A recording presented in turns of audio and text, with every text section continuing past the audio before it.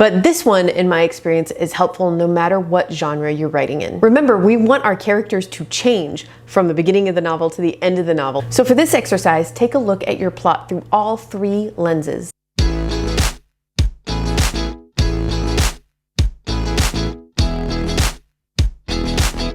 Hey guys, I'm Michelle. Welcome back to my channel. If writing workshops and traditional publishing talk are your thing, please consider subscribing. So, since so many of us are currently in PREPTOBER mode for Nanowrimo, for today's video, I decided to go back into my arsenal of writing workshop exercises and share the three that I've found to be most helpful for writers who are in that early brainstormy, world building-y, maybe plotty phase of developing an idea for a novel. I've got three exercises for you, one for world building, one for character development, and one for plot. So let's get into it.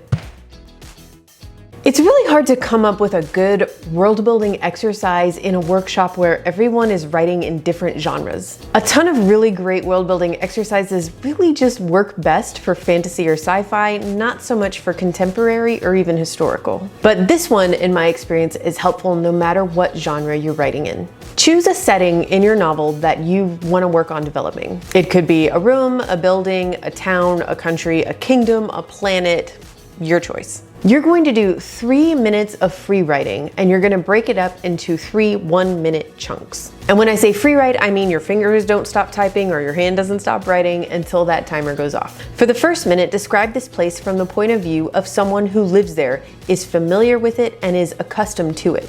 What do they love about it, and what do they hate about it? For the second minute, describe this place from the point of view of a stranger who is stepping foot here for the first time. What strikes them the most and right from the start? What makes this place unique? How do they feel about being here? Thrilled, frightened, depressed, hopeful? For the third minute, and this one's a little tricky, describe this place from the point of view of an objective alien.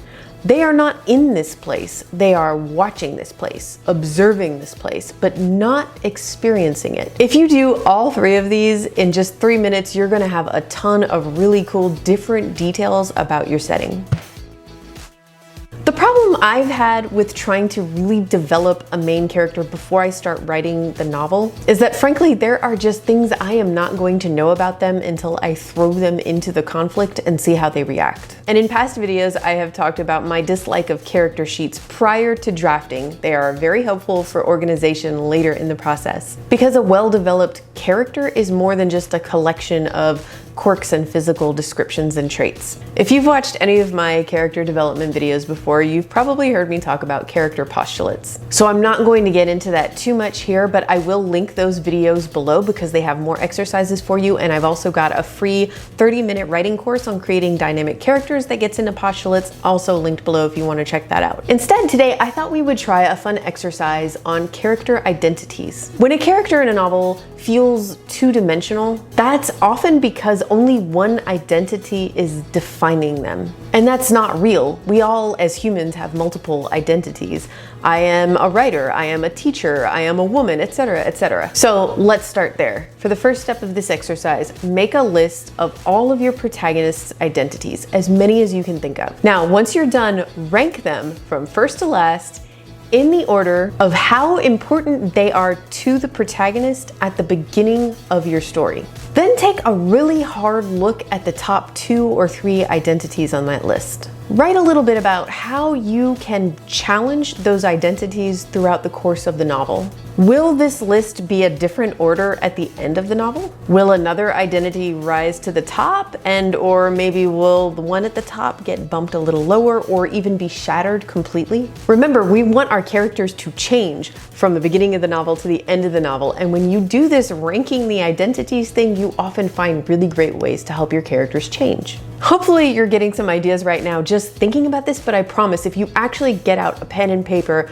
or open a document and make this list and rank them, you'll be amazed at how many pieces of your plot and how many scene ideas start really falling into place. And hey, don't stop with your protagonist. Do this for all of your main players, including the antagonist. So I am a plotter who is going to attempt to pants a novel during Nanowrimo this year, but I am still going to do this exercise. I really think it can be beneficial to you no matter what your process is. In The Magic Words, one of my favorite writing craft books, Cheryl Klein says there are 3 types of plot: conflict, mystery, lack. A conflict plot is where one character's desire opposes another entity's desire. It might be human versus human, human versus nature, human versus himself. Thematically, these plots are about conflicting ideas of being in the world, like good versus evil, greed versus generosity, love versus hate. A mystery plot is where the protagonist seeks a piece of information. Thematically, these stories are a quest for not just an object or person, but also an idea or ideal. For example, a detective isn't just searching for a killer, she's searching for justice. A lack plot is where the protagonist is seeking emotional fulfillment. It's often, but not always, about love. You're probably thinking, wait, what if my novel falls into all 3 categories?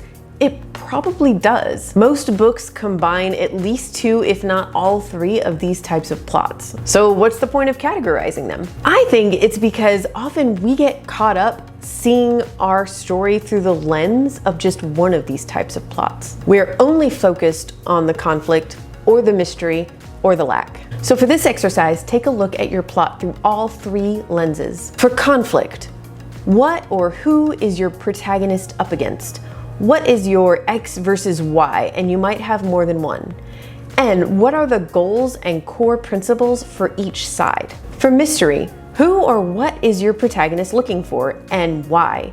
The answer to why could very well be part of your theme. For lack, what is your protagonist lacking?